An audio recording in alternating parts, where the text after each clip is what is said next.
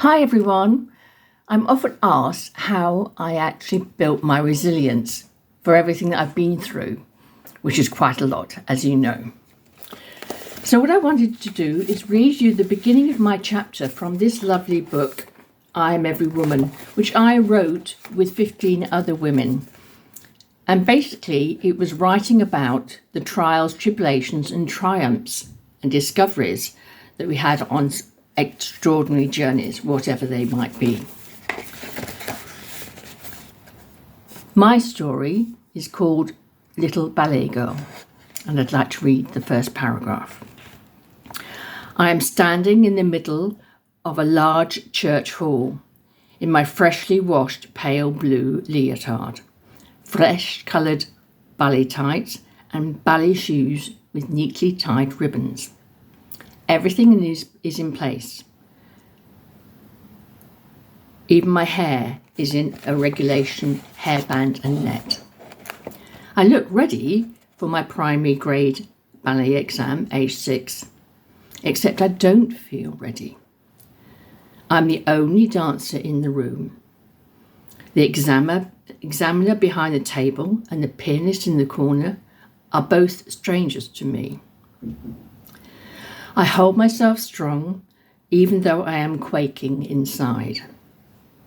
I do the bar exercises, point my toes, do my character dance for all I am worth, and clap the rhythms for minims, crotchets, and quavers successfully, despite my fears and sense of loneliness.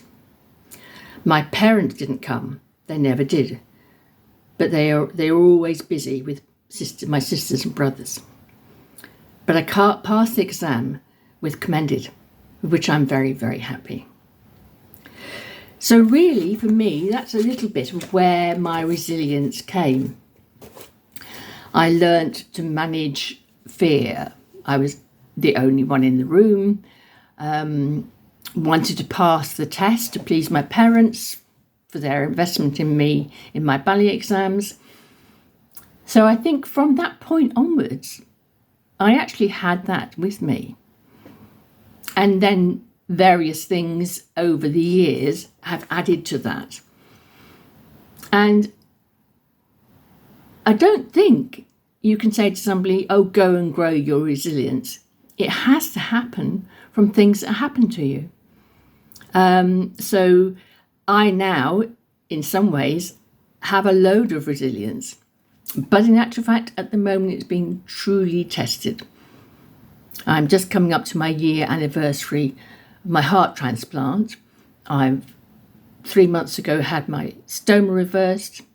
I unfortunately just had to have a tooth removed and a plate put in my mouth with a denture. So that's why I'm lisping a bit. And hopefully that will be the end of all the bits that are happening to me. And I have allowed myself to let that resilience drop. And I've been vulnerable and I have cried with people, like I was in the car going to and from hospital yesterday, and the lovely driver I've got to know quite well. And he was asking, we're chatting away, and all of a sudden I just burst into tears. And he said, oh, don't do that. I didn't mean to upset you. And I said, you haven't. It's just me letting myself go rather than holding the face of I can do this, whatever. So what I would say to you is see if you have resilience. Have you been through situations? And take those as a positive and see that you've come out the other side. And if you haven't come out the other side, then look and see how you could help yourself to get there. Because if you haven't come out the other side, then you will live in wherever you're at for a long time. So I encourage you to look and find and read and look at things that make you happy, and think of the things you've been through.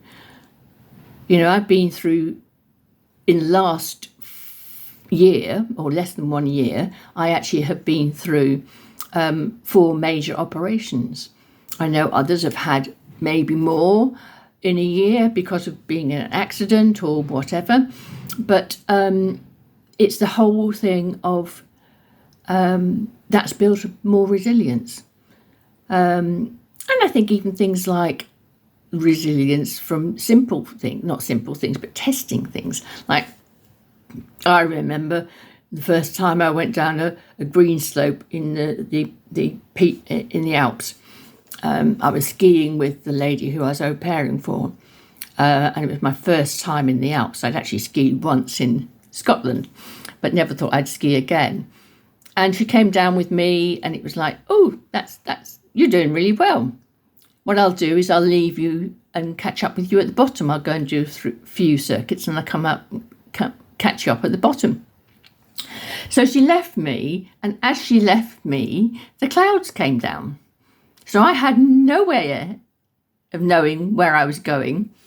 And then also I got to this little hill, and I stood at the top of that for, it must have been 5, maybe 10 minutes trying to get myself to go down.